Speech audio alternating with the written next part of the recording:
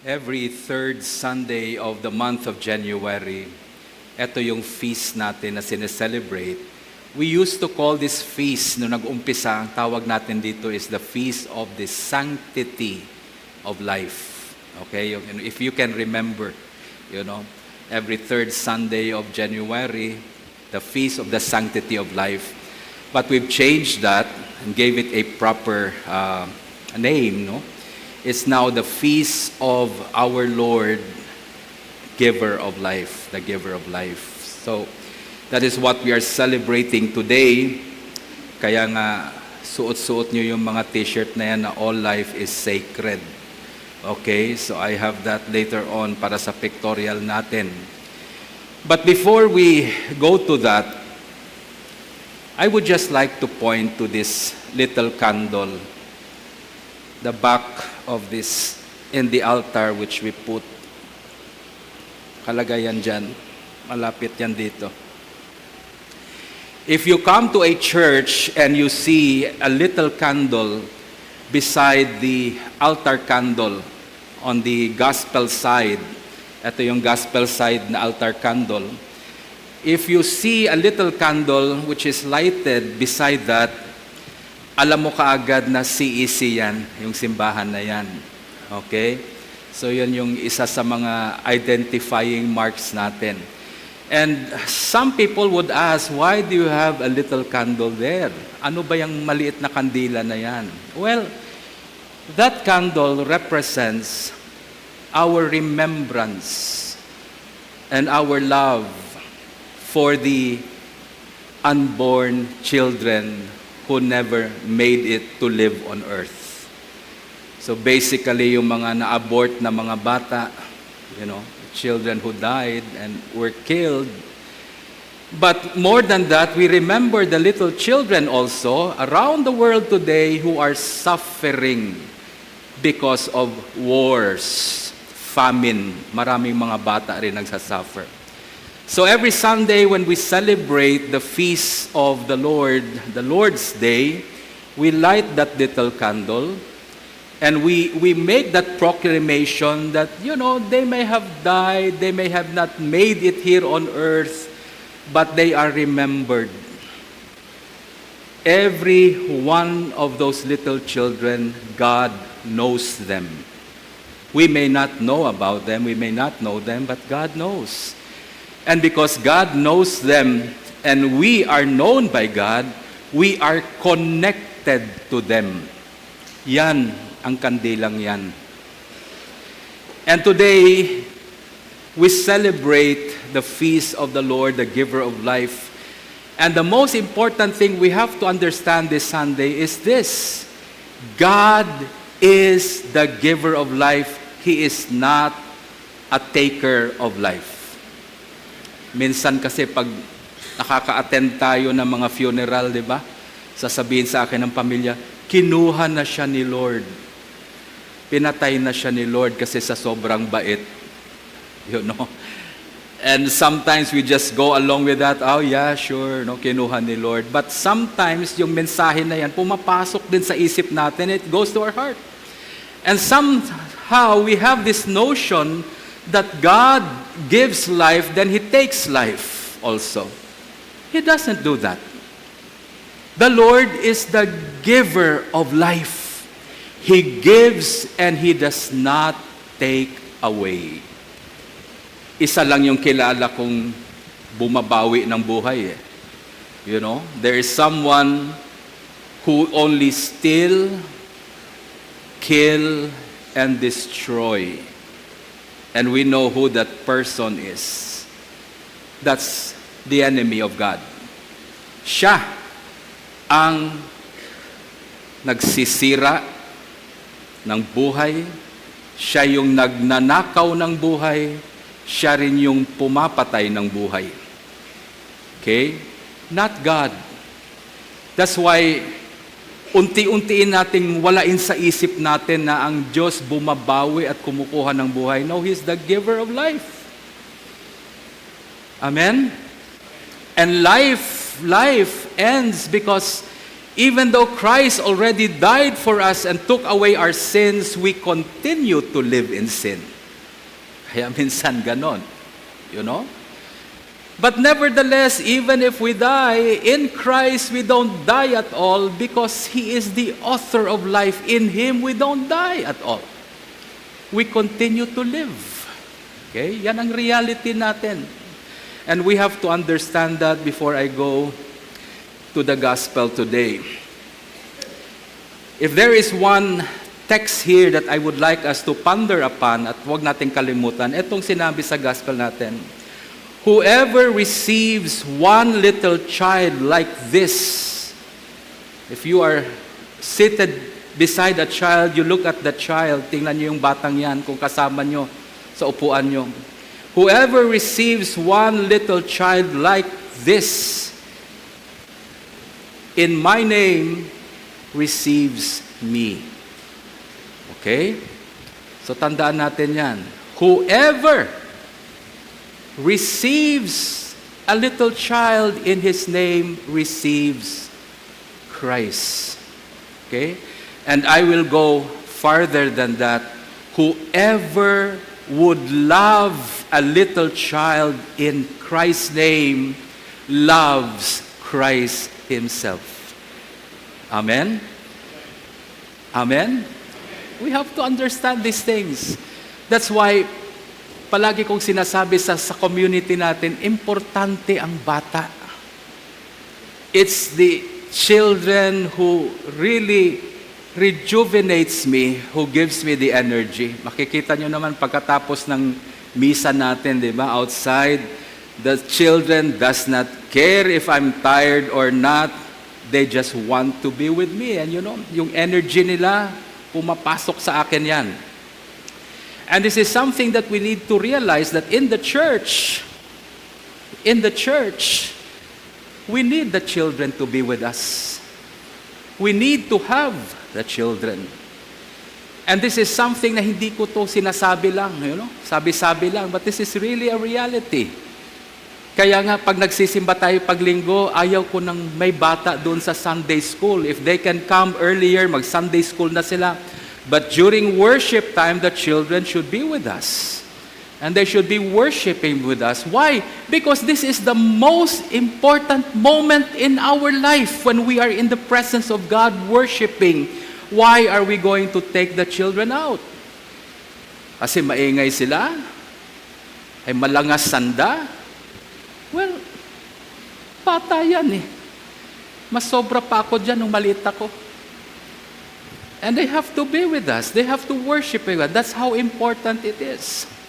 Now, before we go to the gospel, I'll just go back to the first reading today. Our first reading talks about us, all of us, including the children. We are all created in the image and likeness of God. Do you know that? Do you believe that? Amen. We are created in the image and likeness of God. When you talk of image, you are talking of character. The image represents the character of God. Likeness speaks of how God operates, how God works. Yun yung likeness. We should have the character of God. We should have the character of Christ, and we should do and live our life in His likeness, the way He would do things. Ganyan tayo. And we have to understand what is the image of God. What is God's character that I also have inside me? What is His likeness that I should mirror in my life? Ano yun? Well, our second reading speaks of the love of God. Amen? No one, nothing will separate us from the love of God that is in Christ Jesus. Can our sin separate us from God? No, it cannot. Amen? Can it make God love us less when we make mistakes? No. Can we do something more that God would love us more? No more. He loved us to the max. Amen? What character of God should we reflect in our life? It's the character of love. What kind of love? The love that will be committed to stay with us. Kasi maraming mukha yung pag-ibig, you know? Love is kind, love is patient, and we've talked about those things. Love does not rejoice in evil. But there is one face of love that we have to understand.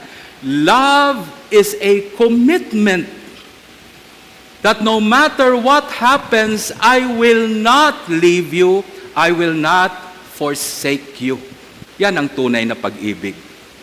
Sa mga tatay dito, sino ba mga tatay? Huwag niyong iiwan yung mga anak niyo. Huwag niyong iiwan yung pamilya ninyo. Kahit magulo, kahit anong circumstansyang nangyayari, remain with your kids. Remain with your children. They need you. That's the kind of love that God has given to us. God gave us the love that is so committed that He said to us, I will never, never leave you. I will never forsake you. That kind of character, that kind of likeness we should mirror that in our life. As God has loved us, so we would love others. Amen? Amen. Sabi nga ni Lord, di ba? Nothing can separate you from the love of God that is in Christ Jesus. Not sin, not death, nothing in this world will separate you, will disconnect you from the love of God for you. In other words, because God loves you so much, He is with you always. He committed Himself to be with you every step of the way. Therefore, anong sabi ni St. Paul? You are now more than conquerors. Amen? Don't be afraid of anything in life. Minsan pag may nakita tayo o may experience tayo sa buhay, minsan nayayanig tayo, but you go back to the love of God. You know, I may not understand bakit sabi ng doktor may ganito daw akong sakit. Sabi nila, they don't like me anymore, they're rejecting me. We would have experiences like those. But every time we encounter those experiences and it seems like it's destroying your life, go back to the love of God. Nothing will be able to separate you from the love of God, not even death. And when you go back to that, you focus on that, you begin to understand, my Father truly loves me. He is with me always. So, I don't care if the whole world comes against me. My Father is with me. Amen? Amen. I don't care if I'm experiencing sickness in my life. My Father is with me. He heals me every day. Then you are able to conquer whatever it is that you will face in your life. That's how it is to conquer. It's not about being strong and having great faith. It's not about, being connected, being healthy. It's all about knowing in your life that God loves you. Amen? Can you tell the person beside you, especially kung may batang maliit, you really look at the child in the eye. Tell that person, God loves you so much. Go ahead. Sinasabi nyo yan, hindi kayo nakatingin sa mata. Diba? Nakaganyan kayo, God loves you so much. Okay, you should look at the person in the eye. If you believe that, and that is the truth of your life, say that to the person. Amen? Now, going back to the gospel. Jesus talks about little children today. And this is what we celebrate. We're not just celebrating the life of children, but every human life, every life that God has given, we celebrate because our God has given us life. That is the greatest gift that God has ever given to us. Amen? Huwag natin kalimutan yan. Okay? Kaya kahit Christmas, wala kang regalo, you have the best gift. You have the gift of life. Now, going to the gospel, sabi ni Jesus, anyone who receives this child in my name receives me. And to receive the child is not just sinasabi mo, okay, akin ka, I own you, you're mine. No, it's about a commitment of loving a child, loving that person in your life. Now, how can we truly love our children? Paano ba natin silang mamahalin talaga ng lubos-lubos? Okay? How are we going to truly love them? Yeah, may mga parents na binibilhan talaga ng regalo ang mga bata, providing for their needs every day. Hindi pa humihingi ang bata, binibigyan niya. Yeah. If you have all the means to provide and give good gifts to your children, you do so. Amen? Amen. Make them feel important and welcome in your life. Give them your time. Give them your attention. But more than that, you have to disciple the children. Prepare them, teach them, mold them to come to Christ also. Amen? Kaya nga sa mga teachers, children's teachers, I've been telling you that it's not about teaching children. It's not about having a Sunday school and inform them about Jesus. The Sunday school is an event where children could experience Jesus in their life. Give them an experience of Christ.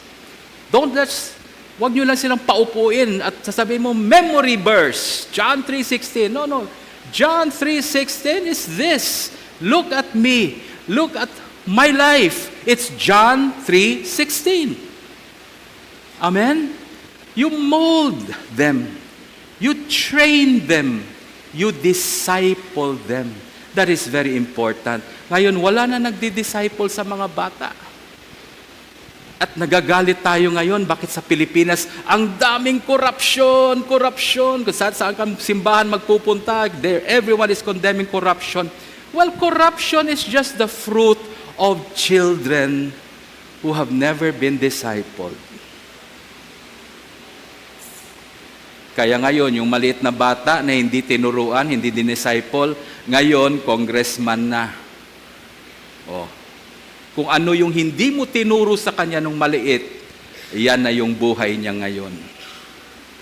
It begins with the little things. Great things happen, and it always starts with little things. Now, if only we can help all the children in the world. There are children suffering in Syria. There are children suffering in Gaza. Everywhere you look, it's always the children who suffer. Kaninong kasalanan? Kasalanan natin. Ang mga bata ang nagsasuffer.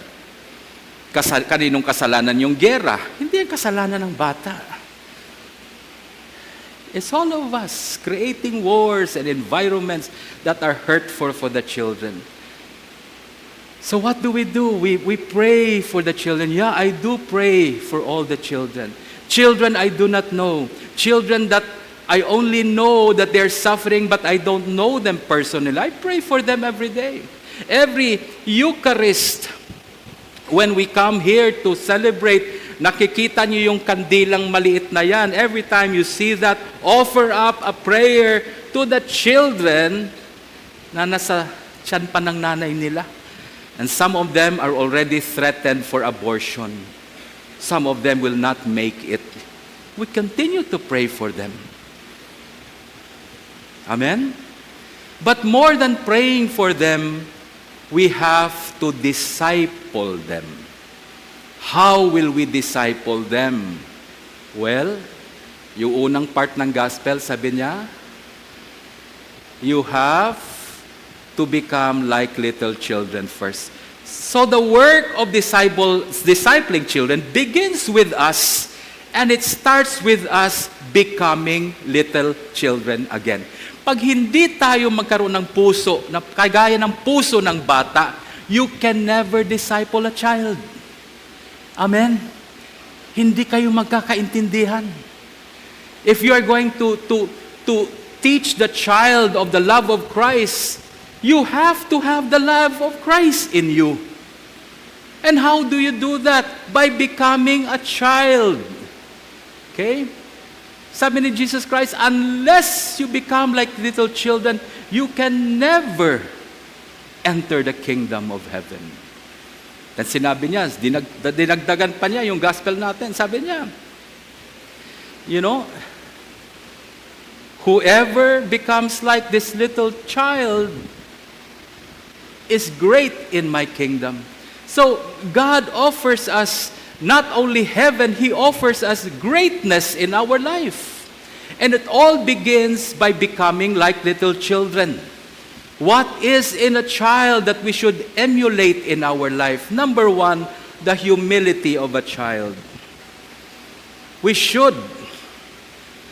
Our pride as adults has been destroying communities and families. Yan ang sumisira ng mga pamilya.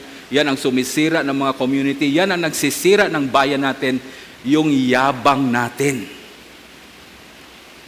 And we try to tell our children, okay, be good, love Jesus, and they're not doing it. Why? Because it does not begin with us. If loving Christ, if loving Jesus begins with us, then the children will follow. They will imitate us. They will emulate our life. Ganyan ang bata. Because the child is humble. And humility, because of the child's humility, ano napapansin niyo sa mga bata? Because of their humility, children does not fight for entitlements. Kahit huli sila sa pagkain, okay lang. Mga bata, di ba? Oh, tabi muna kayo. O, si Lola muna kakain. O, yung mga bata, tabi lang. Yung mga bata. Gusto nang kumain, di ba? Children are humble. Therefore, wala silang mga entitlements. They don't insist na uunahin sila. They don't insist na ganito, ganito. Yan, hindi na yung bata. Pag hindi nagluto ang nanay ng pagkain, wala. Matutulog yung bata, gutom. Hindi niya pwedeng utusan o i-fire out yung nanay niya. He will just remain as he is. Second thing about humility of a child. Children are teachable. Amen? Ang bata hindi nagkakaroon ng galit pag tinuturuan. Tayo, sino ba sa inyo dito ang hindi rin nagagalit pag tinuturuan? O bakit wala nag-ansa ng kamay? Pag tinuturuan tayo, minsan nagagalit tayo. Amen? Kaya, etong sabihin ko sa inyo, pag ikay tinuruan, pinagsabihan, kinorek, at ikaw nagalit, hindi ka na bata. Sabihin mo sa katabi mo, matanda ka na. Okay. A little child is so humble that when you teach them, you tell them that's wrong, itong gawin mo, minsan nagmamaktol-maktol yung mga bata, but it does not offend them. And they learn. We should have that attitude first before we can continue to teach our children. Amen? What else? What else can you see in a child that we should emulate? The child does not keep grudges.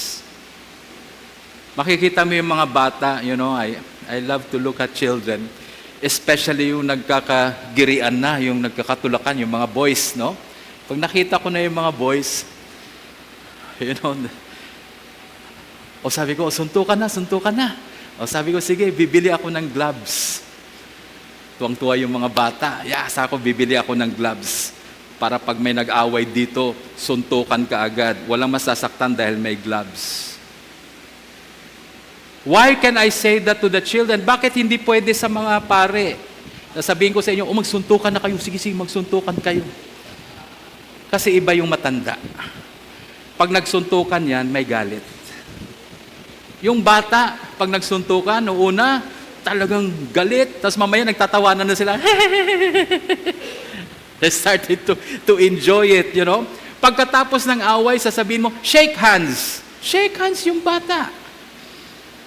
Embrace yung bata. Mamaya paglabas nila, naglalaro na silang dalawa. They don't carry grudges. Madali magpatawad ang bata. Okay, eto ng tanong ko. Tayo ba? Madali rin ba tayong magpatawad sa mga kaaway natin? Okay, sabihin mo rin sa katabi mo, kung hindi ka na, nahirapan ka magpatawad, matanda ka na. Diba? Yung matanda talagang, kaya yung mga, napapansin ko sa pamilya, pag dying na yung matanda, yung lola, dying na, sinasabi lahat, do not offend her. Huwag niyo siyang saktan ng damdamin. Bakit? Pag yan ay nagalit, babaunin niya yan sa hukay. Diba? Kaya talagang ingat na ingat tayo sa mga matanda that we don't offend them kasi pag sumama ang loob, magkakaroon ng grudge yan. Baka hindi makakyat yan sa langit. We're so afraid. But not the little child. The little child, dumudugo pa yung ilong niya. Dahil sinuntok. Pag sinabi mo, okay, embrace na kayo, kiss na. Kiss silang dalawa, tumutuloy yung luha nila. Okay na sila. Di ba? Amen? We should emulate that. We should begin with ourselves. Teaching ourselves. Cultivating humility in our life. That's the character of God. Because unless we humble ourselves, we cannot love. Mahihirapan po tayo magmahal pag hindi tayo marunong magpakumbaba. Amen? It begins with humility. Then sabi ni Jesus, you know, you become the least. Unless you become like little children, what is in the child, the humility of the child, unless you develop that, you'll never come to my kingdom. Then he said, now, if you have that, anyone who receives the child, now work on the children. Work on yourself first. Restore that character of love. A commitment to stay with your family, a commitment to be there for your children. Sa atin, sa community natin, we all know it takes a community to raise up one child. Amen? Amen? Huwag yung sasabihin, anak yan ni ano Hindi ko na problema yan. Hindi. Pag anak dito sa loob ng simbahan, ang problema ng batang yan, problema nating lahat. Amen? Because we as a community, we are responsible for raising up our children here. That's why we have to work with ourselves first. Hindi lang puro turo sa bata, puro utos sa bata. Ayusin muna natin ang mga puso natin. You know, cultivate that love. Be humble. Make that commitment that I will stay. I'll be here. Walang hiwalayan, walang alisan. We will stay committed to each other, committed to our community, committed to our families, committed to the children. When the children begin to see that, nakikita nilang love mo, yung commitment mo sa kanila, they begin to see your humility. Now, you disciple them. Children listen with their eyes. Ang bata nakikinig sa paraan ng mata nila. They cannot hear you if they cannot see yung sinasabi mo na ginagawa mo. Hindi nila marinig yan. Amen? Amen. So we will disciple them. We will mold our children. And it begins with us. Sa pagsisimba natin tuwing linggo, Ask the Lord, the giver of life, ask Him, Lord, change my heart. Mold my heart. Create in me a clean heart, O God. Not only for myself, because I would like to make a difference in the life of my children. I would like to make a difference in the life of the next generation of this church. Amen? Yun ang purpose ko. Bakit babaguhin ng Lord ang puso ko? It's just not for me. It's for those who will come after me. And if we can do that, now we can disciple our children. We can now bring them to Christ and closer to the heart of God when our children begins to follow Christ also.